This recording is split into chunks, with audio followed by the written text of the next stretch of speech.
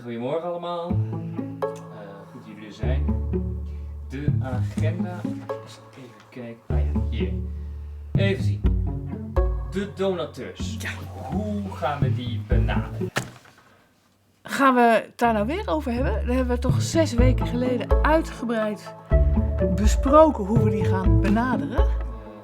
Is dat zo? Ja. Leg eens uit dan. Olga zou e-mailadres aanmaken zodat ik de nieuwsbrieven uit ga doen.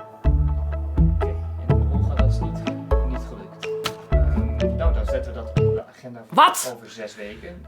Gaan we het nou weer uitstellen? Zijn jullie dom of zo?